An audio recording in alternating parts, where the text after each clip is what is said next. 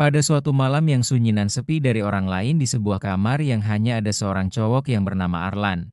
Arlan sedang melihat dan menonton gambar-gambar dan video-video orang gede yang membuat kita selalu melantunkan seruan Astagfirullahalazim maupun seruan La ilaha illallah. Arlan sangat menikmati tontonan yang orang gede begituan. Aduh nikmatnya nonton yang orang gede beginian nih, saat di malam hari yang sunyi nan sepi dari orang lain, di kamar kuning yang sangat cocok dan suasananya. Tontonan orang gede yang Arlan tonton itu selalu membuat ia pergi ke kamar mandi untuk buang air cilik berkali-kali. Terus ternyata ada makhluk misterius yang sedang mengintai Arlan dari tahap awal Arlan menonton yang orang gede begituan.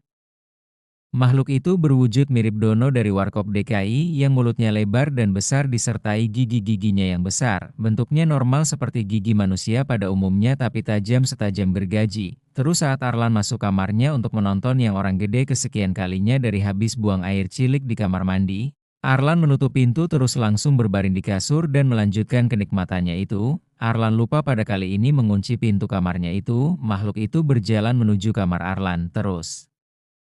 Makhluk itu membuka pintu kamarnya Arlan dengan begitu kerasnya, Arlan pun kaget disertai teriakan bagaikan seorang badut. Makhluk itu menatap Arlan dengan senyum lebar yang memperlihatkan gigi-giginya yang membuat Arlan berteriak sangat kencang. Terus makhluk itu berjalan mendekati Arlan, Arlan pun melempar bantal dan gulingnya ke makhluk itu. Yang makhluk itu pura-pura terjatuh, terus Arlan kabur melalui pintu kamarnya untuk menuju keluar rumahnya itu.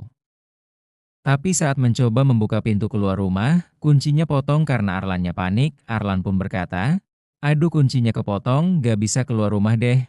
Aduh nasib-nasib apakah ini saatnya aku berpulang ke Gusti Allah?" Arlan pun bersyahadat sebelum makhluk itu menghampiri dan melakukan eksekusi. Makhluk itu pun berkata sebelum melakukan eksekusi pada Arlan, hahaha, inilah mangsaku selanjutnya dari orang-orang yang ketahuan nonton orang gede, jadi bersiaplah menghadapi takdirmu ini hahaha, selamat bertemu dengan zat yang maha agung yang kau percaya itu. Esok harinya, para warga mencium bau busuk dari rumah Arlan, mereka pun mengetuk rumah Arlan itu, tapi karena tidak ada jawabannya dan pintunya terkunci, terus para warga melihat jendela yang samar-samar karena tertutupi hordeng itu, ada sebuah bongkahan yang berlumuran darah.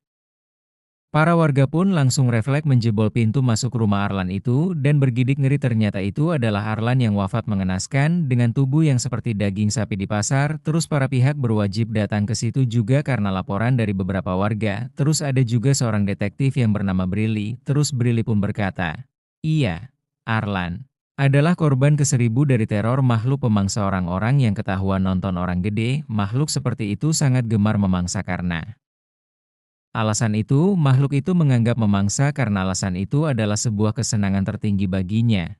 Oh sungguh teror yang sangat menakutkan dan mengerikan. Karena makhluk itu masih bebas berkeliaran mencari mangsa selanjutnya demi hasrat dan nafsunya itu. Baik pemirsa, pesan apa yang bisa kita ambil dari kisah fiktif kali ini? Coba kalian tuliskan di kolom komentar.